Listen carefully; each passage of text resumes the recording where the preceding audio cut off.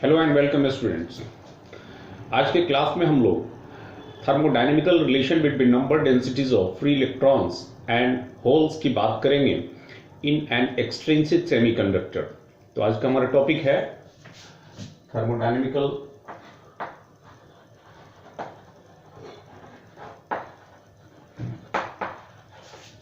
Relation between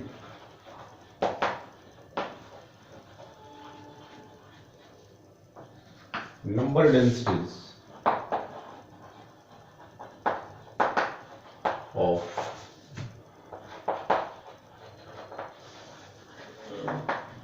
electrons and holes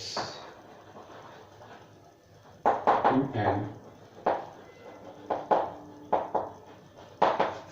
extrinsic semiconductor. ये है हमारा आज का टॉपिक। ठीक है, दरअसल होता ये है कि किसी भी सेमीकंडक्टर में या इंट्रिंसिक टाइप हो या एक्सट्रिंसिक टाइप हो, जैसा कि तुम जानते हो उसमें इलेक्ट्रॉन्स और होल्स दोनों ही होते हैं। इंट्रिंसिक सेमीकंडक्टर में इन दोनों की संख्या इलेक्ट्रॉन्स एंड होल्स की इक्वल होती है, और एक्सट्रिंसिक सेमीकंडक्टर में वो डिपेंड करेगा किस टाइप का एक्सट्रिंसिक सेमीकंडक्टर है। एन टाइप में number densities of electrons, number of electrons जो हैं नंबर ऑफ होल्स के मुकाबले सेवरल टाइम्स अधिक होते हैं। कारण समझ चुके हो आप लोग, ठीक है। वैसे ही पी टाइप सेमीकंडक्टर में नंबर ऑफ होल्स जो हैं नंबर ऑफ इलेक्ट्रॉन्स के मुकाबले कई गुना ज्यादा होते हैं। ठीक है, अब ये जो भी नंबर ऑफ इलेक्ट्रॉन्स या होल्स हैं इनकी मौजूदगी क्यों होती है, तो तुम जानते हो कि इंट्रिंसिक सेमीकंडक्टर की बात करें तो रूम टेम्परेचर पर बहुत सारे बॉन्ड्स जो हैं कोवेलेंट बॉन्ड्स टूटते हैं, जिसकी वजह से बहुत सारे इलेक्ट्रॉन्स वैलेंस बैंड से एक्साइट होकर के ऑर्बिटल एनर्जी गैप के बराबर एनर्जी गेन करके और कंडक्शन बैंड में चले जाते हैं, यानी कि वो फ्री हो जाते हैं। फ्री का मतलब फ्री होकर के इंटरएटमिक स्पेसिंग से होकर के वो क्रिस्टल के अंदर ही रैंडम वे में मूव कर रहे होते हैं। फ्री का मतलब ये नहीं क्रिस्टल से बाहर आ जाते हैं। तो मतलब थर्मोडायनेमिक जो है वो थर्मल एनर्जी जो है वो रोल प्ले करती है। वो डिसाइड करती है कि कितने नंबर ऑफ इलेक्ट्रॉन्स होंगे, नंबर ऑफ होल्स कितने होंगे, उनकी संख्या पर टेम्परेचर का कंट्रोल होता है। ठीक है, तो अभी तक तो तुमको यही बतलाया गया कि इलेक्ट्रॉन्स और होल्स बनते रहते हैं और थर्मली जनरेट होते हैं, और इनकी संख्या पर जो है टेम्परेचर का कंट्रोल होता है। अगर हम टेम्परेचर बढ़ाएंगे तो इनकी नंबर्स जो है या नंबर डेंसिटी जो है वो इंक्रीज होगी due to the creation of large number of electrons and holes due to the excitation of electrons from valence band to conduction band. मैं अभी इंट्रिंसिक सेमीकंडक्टर की बात कर रहा हूं, ठीक है। लेकिन एक और बात, एक और दूसरी घटना जो है, एक दूसरी अपोजिंग प्रोसेस जो है वो भी साथ साथ चलती रहती है, जिसके बारे में कभी जिक्र नहीं किया गया। आज मैं तुमसे जिक्र करना चाहता हूं। बात यह है कि ठीक है कि थर्मल एनर्जी गेन करके इलेक्ट्रॉन्स जो हैं वैलेंस बैंड से कंडक्शन बैंड की एनर्जी गेन करते हैं और वो फ्री हो जाते हैं, जिसके कारण जितने नंबर ऑफ होल्स जो हैं बनते हैं वैलेंस बैंड में, उतने ही नंबर ऑफ इलेक्ट्रॉन्स रहते हैं कंडक्शन बैंड में, इंट्रिंसिक सेमीकंडक्टर के केस में रूम टेम्परेचर पर या किसी भी टेम्परेचर पर। लेकिन जो अपोजिंग प्रोसेस है, अपोजिंग प्रोसेस का मतलब हुआ यहां तो क्रिएशन हुआ है होल्स और इलेक्ट्रॉन्स का। इलेक्ट्रॉन्स जो हैं घूमते हुए इंटरएटमिक स्पेसिंग से होकर के वो किसी होल्स के साथ उनकी काउंटर हो सकती है, और यह होता है क्योंकि number density of electrons and holes अच्छा खासा है। तो इलेक्ट्रॉन्स घूमते घूमते जो है कहीं होल्स के साथ उनकी काउंटर हो सकती है और होती रहती है। तो जब इलेक्ट्रॉन्स जो हैं आगे बढ़ते हुए इंटरएटमिक लैटिस स्पेसिंग से होकर के जब किसी होल के साथ मिलते हैं तो वहां पर वो इलेक्ट्रॉन और होल डिस्ट्रॉय हो जाते हैं, यानी कि वो रिकम्बाइन हो जाते हैं, इलेक्ट्रॉन की रिकॉम्बिनेशन हो जाती है होल्स के साथ। ये अपोजिंग प्रोसेस है, ठीक है। और ऐसा कई साइड्स पर हो रहा होता है, मतलब कि दो घटनाएं, एक तो एक गिवन टेम्परेचर पर इलेक्ट्रॉन्स और होल्स का बनना, प्रोडक्शन, और दूसरा इनका रिकॉम्बिनेशन।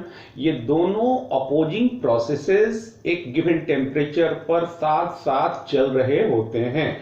और एक गिवन टेम्परेचर पर इनकी रेट ऑफ कॉम्बिनेशन और rate of production of the charge carriers दोनों क्या होते हैं, इक्वल हो जाते हैं। और जब ये इक्विलिब्रियम, ये सामंजस्य जब स्टैब्लिश हो जाता है गिवन टेम्परेचर पर, देन व्हाट हैपेंस, देन जो भी number density of free electrons हैं, जो भी नंबर डेंसिटी ऑफ होल्स हैं, वो कांस्टेंट हो जाते हैं। ठीक है, लेकिन ऐसा नहीं सोचना कि जो इलेक्ट्रॉन अभी बना है ऑल द टाइम वही रहेगा। ठीक है, दोनों घटनाएं घट रही हैं, इलेक्ट्रॉन होल्स का कॉम्बिनेशन भी हो रहा है, तो इलेक्ट्रॉन इधर होल से रिकॉम्बाइन होकर के एक इलेक्ट्रॉन भी डिस्ट्रॉय हो गया, एक होल भी डिस्ट्रॉय हो गया, लेकिन साथ ही उसी समय एक और जगह जो है दूसरे किसी और साइड पर होल और इलेक्ट्रॉन बन जाते हैं। ठीक है, वही रूम टेम्परेचर पर वैलेंस बैंड से कंडक्शन बैंड की एनर्जी गेन करके इलेक्ट्रॉन से एक्साइट होकर कम। तो ये दोनों अपोजिंग प्रोसेसेस एक साथ चल रहे होते हैं और किसी भी इंस्टेंट ऑफ टाइम में वही इलेक्ट्रॉन्स हमेशा नहीं रहते हैं जो पहले से थे। ठीक है, वो इलेक्ट्रॉन्स बदलते रहते हैं, वो होल्स भी एक समान नहीं रहते हैं, वो होल्स के साइड्स भी बदलते रहते हैं, लेकिन नंबर डेंसिटीज जो है होल्स और इलेक्ट्रॉन्स की वो सेम हो जाते हैं गिवन टेम्परेचर पर, क्योंकि rate of recombination of electron with holes and rate of production of electrons and holes दोनों क्या हो जाता है, एक गिवन टेम्परेचर पर इक्विलिब्रियम में होता है, तब ये नंबर डेंसिटी जो है चार्ज कैरियर्स के फिक्स हो जाते हैं। बट ऑल द टाइम वही इलेक्ट्रॉन्स नहीं रहते क्रिस्टल के अंदर, ना ही ऑल द टाइम वही होल्स रहते हैं, दोनों अपोजिंग प्रोसेस एक साथ चल रहे होते हैं। ठीक है, अब रही बात कि जो रेट ऑफ रिकॉम्बिनेशन है, कॉमन सेंस की बात है, जितनी अधिक संख्या में इलेक्ट्रॉन्स और होल्स होंगे, ठीक है, उतने ही अधिक चांसेस होंगे, उतनी अधिक प्रोबेबिलिटी होगी कि इलेक्ट्रॉन्स जो है किसी होल्स के साथ उनकी इनकाउंटर हो और वो उनके साथ रिकॉम्बाइन हो। ठीक है, यानी कि जो रेट ऑफ रिकॉम्बिनेशन है ये डिपेंड करेगा इस बात पर कि ऑलरेडी कितने नंबर ऑफ इलेक्ट्रॉन्स और नंबर ऑफ होल्स पहले से मौजूद हैं, यानी कि पहले से मौजूद जो इलेक्ट्रॉन्स और होल्स की नंबर डेंसिटीज है उसके ये डायरेक्टली प्रोपोर्शनल होगा, क्या, द रेट ऑफ रिकॉम्बिनेशन। तो अब उसकी बात हम करने जा रहे हैं। तो सपोज करो कि किसी सेमीकंडक्टर क्रिस्टल के अंदर एक गिवन टेम्परेचर पर नंबर डेंसिटीज ऑफ इलेक्ट्रॉन्स जो है वो Ne के बराबर है। Ne है नंबर डेंसिटी। जब मैं नंबर डेंसिटी कर रहा हूं, टोटल नंबर की बात नहीं कर रहा हूं, यूनिट वॉल्यूम में नंबर ऑफ इलेक्ट्रॉन्स की बात करी जा रही है। तो सपोज करो कि number densities of electron Ne है और नंबर डेंसिटीज ऑफ होल्स जो है वो NH के बराबर है एक गिवन टेम्परेचर पर। ठीक है, एक सेमीकंडक्टर क्रिस्टल के अंदर। तो रेट ऑफ रिकॉम्बिनेशन जो होगा इन दोनों नंबर्स के डायरेक्टली प्रोपोर्शनल होगा, राइट। तो रेट ऑफ रिकॉम्बिनेशन जो होगा, यानी कि इलेक्ट्रॉन और होल्स की रिकॉम्बाइन करने की जो रफ्तार होगी, rate of recombination will be directly proportional to Ne और NH के भी डायरेक्टली प्रोपोर्शनल होगा, तो दोनों को कंबाइन कर देंगे तो Ne इंटू NH हो जाएगा। तो ये जो रेट है, तो रेट इज इक्वल टू, मेरा मतलब rate of recombination is equal to, एक कांस्टेंट टर्म आएगा, प्रोपोर्शनलिटी को हटाएंगे तो उस कांस्टेंट को हम R से डिनोट करते हैं, रिकॉम्बिनेशन कांस्टेंट कहलाता है, RNE/NH। This is called recombination constant. इसकी जो वैल्यू है, ये जब तक क्रिस्टल के स्ट्रक्चर में कोई चेंज नहीं आता है, क्रिस्टल की लैटिस स्ट्रक्चर में किसी प्रकार का डिस्टॉर्शन नहीं होता, तब तक R की वैल्यू चेंज नहीं होती। साथ ही ये जो रेट ऑफ, ये जो रिकॉम्बिनेशन कांस्टेंट है, इसकी वैल्यू जो है ये क्रिस्टल लैटिस पर तो डिपेंड करती ही है, और इंट्रिंसिक सेमीकंडक्टर चाहे एक्सट्रिंसिक सेमीकंडक्टर हो, सबके लिए सेम होती है जब तक क्रिस्टल लैटिस जो है वो सेम रहे। तो सपोज करो कि इंट्रिंसिक सेमीकंडक्टर की हम बात कर रहे हैं। इन इंट्रिंसिक सेमीकंडक्टर Ne और NH दोनों इक्वल होते हैं। तो पहले लिखते हैं हम, in intrinsic semiconductor, intrinsic semiconductor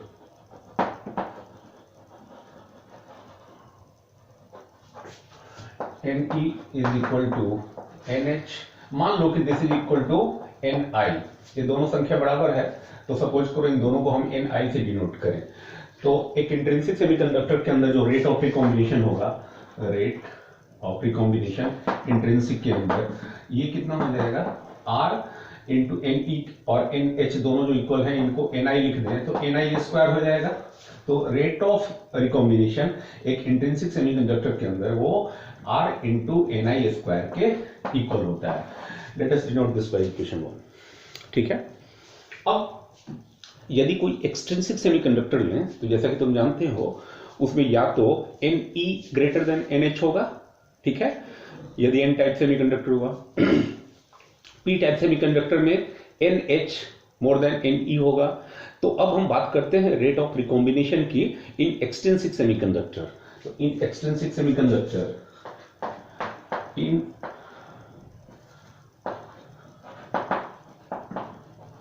extrinsic semiconductors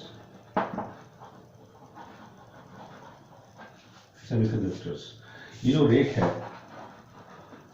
है this is directly proportional to Ne into NH और इक्वल टू, और rate of recombination is equal to RNE NH से दिस इक्वेशन नंबर 2। एक बात समझो, यहां पर Ne और NH दोनों इक्वल नहीं है। क्यों? क्योंकि एक्सट्रिंसिक सेमीकंडक्टर की बात उठ रही है। N टाइप हुआ तो Ne ग्रेटर देन NH होगा, यदि P टाइप सेमीकंडक्टर हुआ NH मोर देन Ne होगा। ठीक है, यानी कि दोनों की संख्या जो है हम इक्वल तो नहीं ले सकते। तो लेकिन एक बात जान लो कि जब तक लैटिस स्ट्रक्चर में कोई चेंज नहीं आता है, क्रिस्टल की लैटिस स्ट्रक्चर जब तक सेम रहती है, उसमें किसी भी प्रकार का डिस्टॉर्शन नहीं होता है, तो चाहे वो इंट्रिंसिक सेमीकंडक्टर हो या एक्सट्रिंसिक सेमीकंडक्टर हो, दो चीजों में कोई बदलाव नहीं होता। एक, रिकॉम्बिनेशन कांस्टेंट की वैल्यू सेम रहती है। दूसरी, ये जो रेट ऑफ रिकॉम्बिनेशन है ये सेम रहता है, चाहे वो इंट्रिंसिक सेमीकंडक्टर हो या एक्सट्रिंसिक सेमीकंडक्टर। जब तक लैटिस स्ट्रक्चर में कोई चेंज नहीं आएगा, दो बातें सेम रहेंगी, रिकॉम्बिनेशन कांस्टेंट की वैल्यू सेम रहेगी और दूसरी की ये जो रेट ऑफ रिकॉम्बिनेशन है, ये रेट ऑफ रिकॉम्बिनेशन भी सेम रहेगा। तो कहने का मतलब ये है कि from equation 1 and 2, from equation first and second, जब ना ही ये रेट बदलेगा और ना ही R की वैल्यू बदलेगी, तो हम कह सकते हैं कि रेट दोनों सेम है, तो RNI स्क्वायर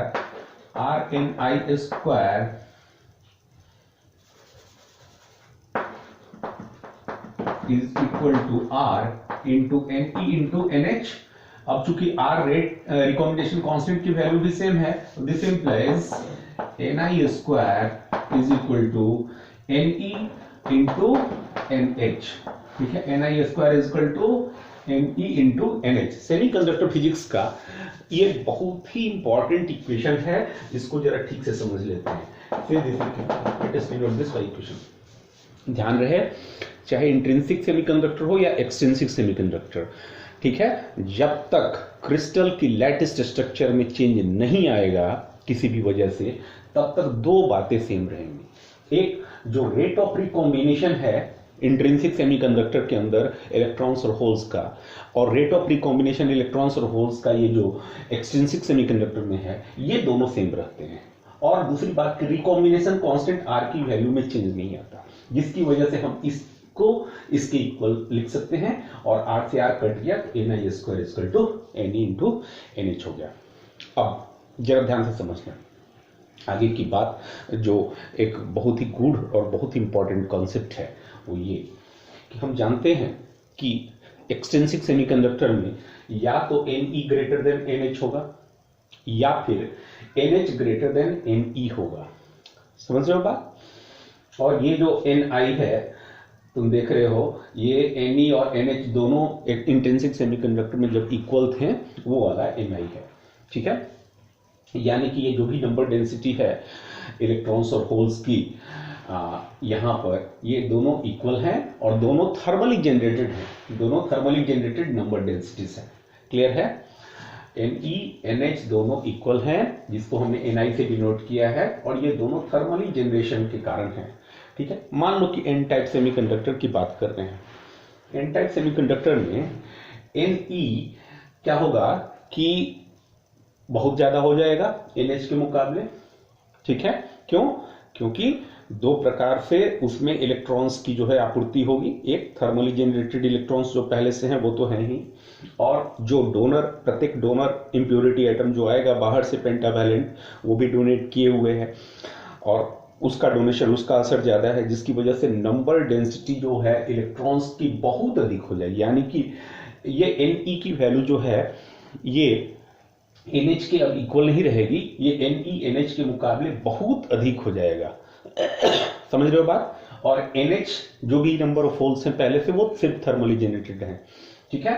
तो Ne कई गुना ज्यादा हो गया NH के मुकाबले। लेकिन जरा इस रिलेशन को देखो, ये रिलेशन कहता है कि भले ही एन टाइप सेमीकंडक्टर में Ne NH के मुकाबले कई गुना ज्यादा है, फिर भी Ne और NH का जो प्रोडक्ट है, इन दोनों नंबर डेंसिटीज का जो प्रोडक्ट है, वो इस नंबर डेंसिटी के इसके स्क्वायर के डायरेक्टली प्रोपोर्शनल होगा, इसके स्क्वायर के इक्वल होगा, ठीक है। ये Ni इंटू Ni जो है, इसमें एक हो गया Ne into NH thermally generated, इसमें Ne जो है वो डोनर इम्प्योरिटी एटम के कारण भी और थर्मली जनरेटेड भी है।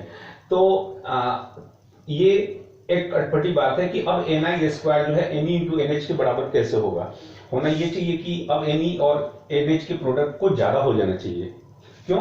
क्योंकि NH और Ne का प्रोडक्ट पहले इंट्रिंसिक सेमीकंडक्टर में थर्मली जनरेटेड इलेक्ट्रॉन और होल्स की संख्या थी, जिसका प्रोडक्ट इसके बराबर है, ठीक है।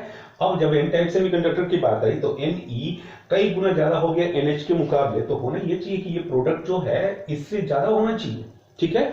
लेकिन इंटरेस्टिंग बात यह है कि ऐसा नहीं होता है, ठीक है। जब Ne NH से ज्यादा हो जाएगा एन टाइप में, तो क्लियर है कि दोनों का प्रोडक्ट जो है इस इंट्रिंसिक सेमीकंडक्टर में जो है दोनों के प्रोडक्ट है उससे ज्यादा होना चाहिए, लेकिन ऐसा नहीं होता है। ऐसा नहीं होता है तो ये एक ही शर्त पे होगा कि Ne जब ज्यादा हुआ है तो NH काफी कम हो गया हो, यानी कि पहले से जितनी संख्या थी होल्स की थर्मली जनरेटेड, उसकी संख्या से भी क्या हो जाए, NH की संख्या, ये होल्स की संख्या पहले से ज्यादा कम हो जाए। यानी कि होल्स की संख्या जो है पहले जो थर्मली जनरेटेड जितने होल्स थे उससे कई गुना कम हो जाए होल्स, तभी जाकर के ये इक्वेशन होल्ड कर पाएगा, वरना नहीं। कहने का मतलब कि एन टाइप सेमीकंडक्टर्स में क्या होता है कि होल्स की संख्या काफी सप्रेस हो जाती है, तभी जाकर के ये अब NH जो है, अब ऐसा मत एक्सपेक्ट करना कि पहले जो thermally generated number density of holes जितनी थे उतनी होगी, बिल्कुल नहीं।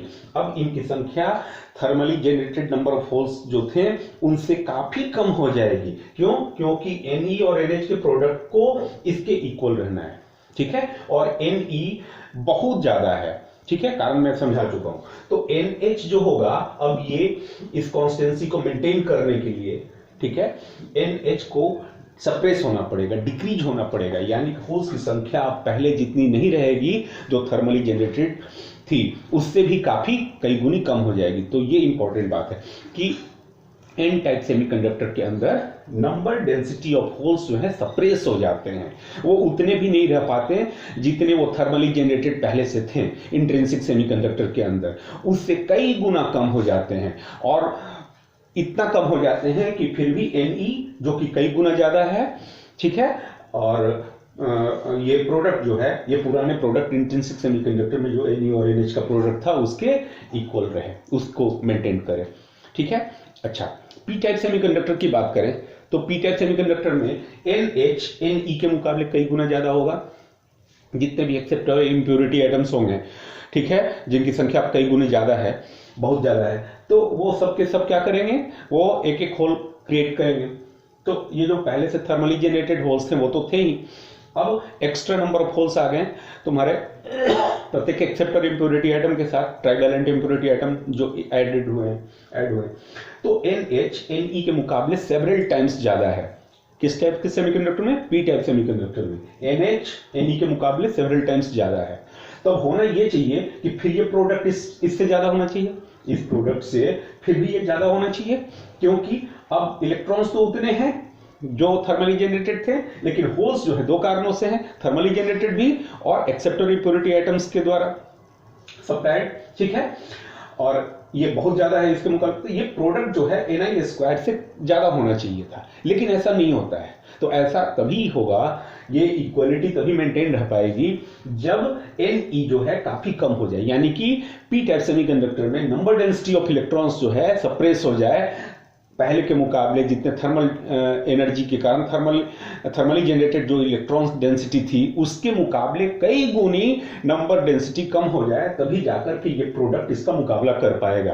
तो पी टाइप सेमीकंडक्टर में हम पाते हैं कि नंबर डेंसिटी ऑफ इलेक्ट्रॉन जो है वो सप्रेस हो जाते हैं, ठीक है, और नंबर डेंसिटी ऑफ होल्स जो हैं वो एन टाइप सेमीकंडक्टर में काफी सप्रेस हो जाते हैं, ठीक है। और अब इन दोनों की संख्या जो है थर्मली जनरेटेड जो नंबर ऑफ इलेक्ट्रॉन्स और होल्स थे उतनी भी नहीं रह पाती, उसके मुकाबले कम हो जाती है।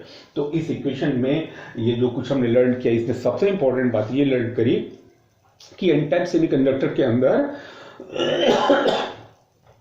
होल्स सप्रेस होते हैं, होल्स सप्रेस हो जाते हैं। अब उनकी संख्या जो है थर्मली जनरेटेड जो नंबर ऑफ होल्स हम समझ रहे थे उतनी नहीं रहती, वो काफी कम हो जाती है। और पी टाइप सेमीकंडक्टर के अंदर इलेक्ट्रॉन्स जो हैं उनकी संख्या सप्रेस हो जाती है, ठीक है। इतनी बात जानने के बाद अब इस पर बेस्ड एक क्रॉस क्वेश्चन करेंगे हम लोग, तो और भी पिक्चर क्लियर हो जाएगा। एक प्रॉब्लम लेते हैं, 2017 में या कभी पूछा भी है ये प्रॉब्लम, और ये प्रॉब्लम है आपका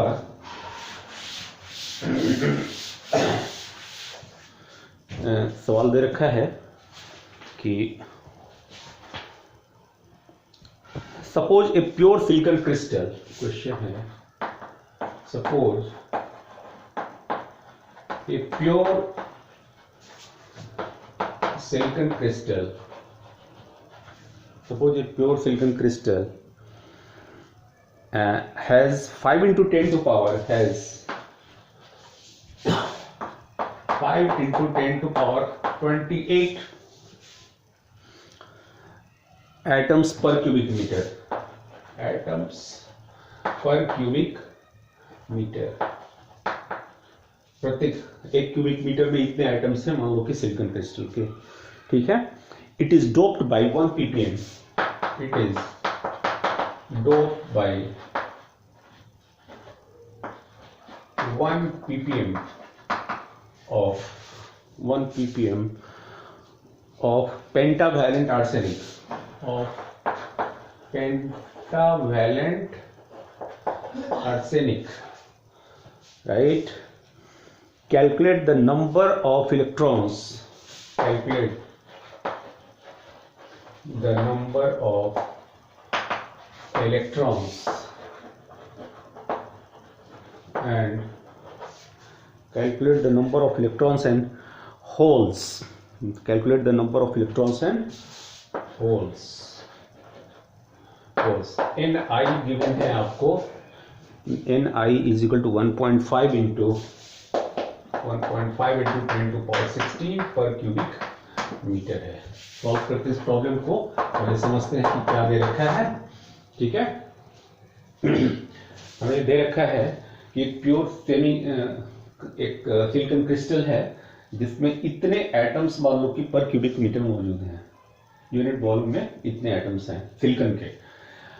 डोपिंग करी जाती है 1 पार्ट्स पर मिलियन, 1 पार्ट्स पर मिलियन का मतलब इन एटम्स में 10 to power 6 एटम में एक इंप्योरिटी एटम मिलाई जा रही है, किसकी?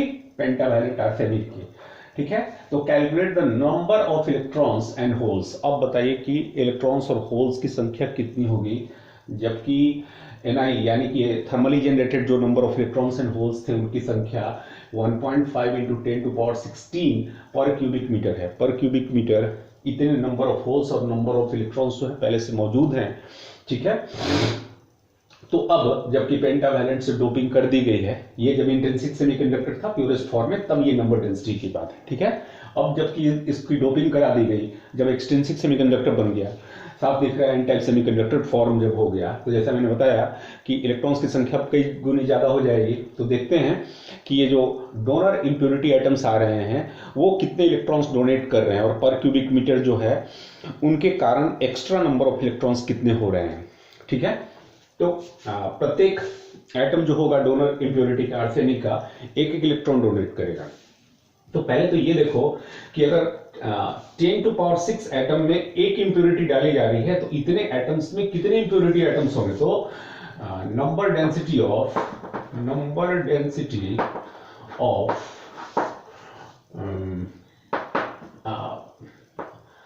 arsenic atoms in the crystal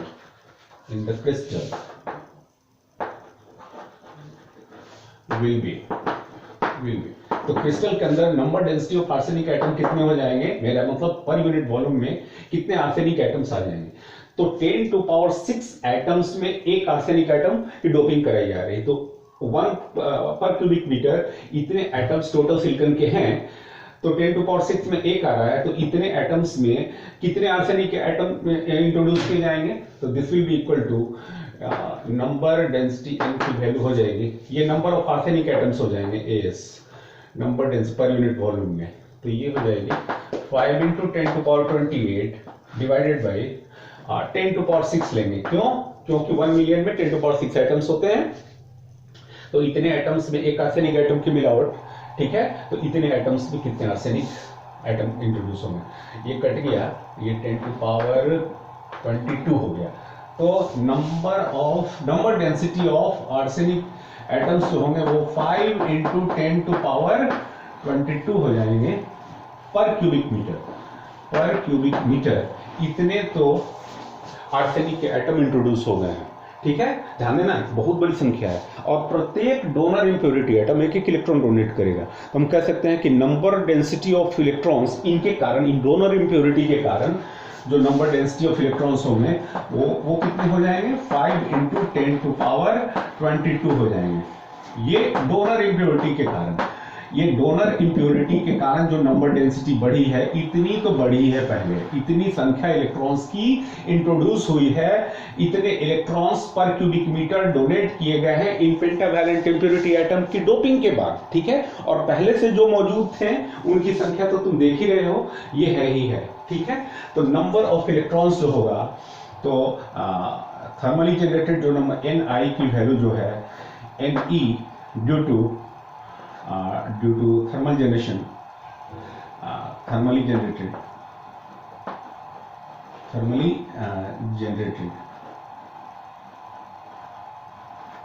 ये दे रखा है आपको 1.5 × 10⁻16 पर क्यूबिक मीटर। तो टोटल नंबर इज 4।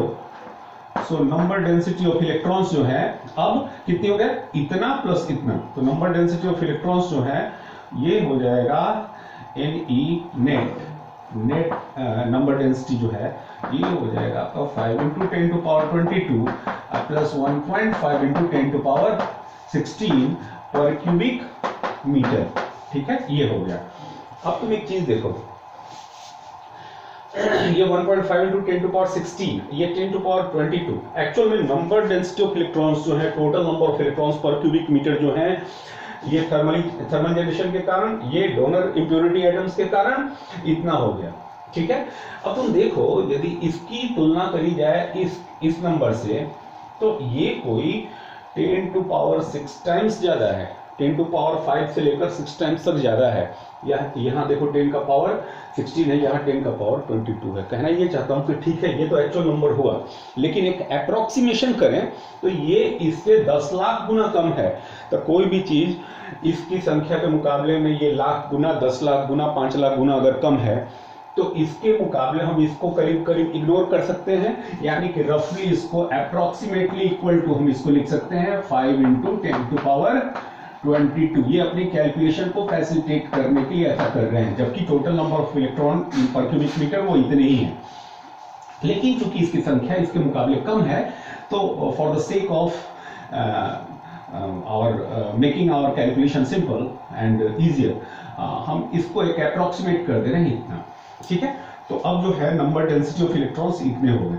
अब सेमीकंडक्टर का वो फॉर्मूला लगा देते हैं कि as Ni² is equal to Ne × NH। ध्यान देना, ये एक्सट्रिंसिक सेमीकंडक्टर डोपिंग होने के बाद जो नंबर डेंसिटी ऑफ होल्स और नंबर डेंसिटी ऑफ इलेक्ट्रॉन्स, इन दोनों का प्रोडक्ट Ni²। जब इंट्रिंसिक सेमीकंडक्टर था तब Ni² के प्रोडक्ट के बराबर, जो अभी रिलेशन एस्टैब्लिश किया, तो अब number of holes, number of electrons तो हमने पता कर लिए, एक्चुअल नंबर ऑफ इलेक्ट्रॉन्स ये होंगे, ठीक है।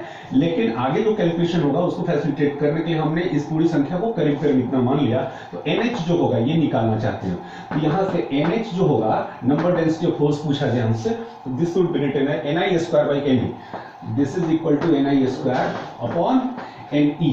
तो Ne एक्चुअल में हमें ये पुट करना चाहिए, लेकिन चूंकि कैलकुलेशन को आसान बनाना है तो लेंदी नहीं, इसीलिए इसको अप्रोक्सीमेटली इसके इक्वल कर दें अगर हम, तो NH जो होगा, NH ज्यादा अच्छा होगा ये कहना कि NH will be approximately equal, क्योंकि यहां पर हम ये वैल्यू पुट नहीं करना चाहते, ये करना चाहते हैं, तो एग्जैक्टली इक्वल नहीं होगा, अप्रोक्सीमेटली इक्वल होगा। Ni², Ni गिवन है 1.5 इंटू 10 टू पावर 16 का 16 into 1.5 into 10 to power 16 upon number density of electron कर लो, ये कितने हो गए, होना तो ये चाहिए लेकिन ये ले रहे हैं, थोड़ा कम ले रहे हैं, ठीक है, ज्यादा ले, मतलब नंबर डेंसिटी ऑफ होल्स जो है वो थोड़े कम हो जाने चाहिए थे इसके कारण, लेकिन ये कम ले रहे हैं थोड़ा, तो ये एक्चुअली थोड़े ज्यादा होंगे, तो 5 इंटू 10 टू पावर 22 करीब कर दें तो ये कितना हो जाएगा, तो चलो 5 से ये 0.3 हो गया और 16 से ये कट गया 10 टू पावर 6 हो गया और ये 10 टू पावर 10 हो गया, दिस इज 10 टू पावर 10, तो 10 टू पावर 10 हुआ तो ये हो गया कितना, ये 45 अप्रोक्सीमेटली इक्वल टू 0.45, 15 3 जा 45 और 2 डिजिट के बाद 0.45 इंटू 10 टू पावर 10 NH। देखो होल्स की संख्या जो थर्मली जनरेटेड होल्स भी इतने थे पर क्यूबिक मीटर, लेकिन अब क्या हुआ है कि एन टाइप सेमीकंडक्टर में तुम देखो इनकी संख्या काफी सप्रेस हो गई है, करीब 10 लाख गुनी छोटी हो गई है, 10 लाख गुनी कम हो गई है। अब नंबर डेंसिटी ऑफ होल्स जो है पर क्यूबिक मीटर ये 0.45 इंटू 10 टू पावर 10 और इसको ऐसे भी कर सकते हो, और NH is approximately equal to 4.5 into 10 to power 9 पर क्यूबिक मीटर हो गए। तुम देखो होल्स की संख्या क्या हो गई है, काफी सप्रेस हो गई। पहले जहां होल्स की संख्या भी इतनी थी, अब एन टाइप जब पेंटावैलेंट की डोपिंग हो गई इस मात्रा में, तो देखो होल्स की संख्या कितनी सप्रेस हो गई, मतलब लाखों गुनी, 10 लाख गुनी कम हो गई है। तो ऐसा इसलिए होता है क्योंकि बहुत सारे इलेक्ट्रॉन्स जो हैं होल्स के साथ रिकम्बाइन होते हैं, होल्स की संख्या सप्रेस हो जाती है। तो इस क्वेश्चन में हमने देखा कि कैसे एन टाइप सेमीकंडक्टर में होल्स की संख्या काफी सप्रेस हो जाती है, वो उतनी भी नहीं रह पाती जितनी थर्मल जनरेशन के कारण थी, वो काफी कम हो जाती है। ठीक है, उम्मीद है समझ में आया होगा। Thank you.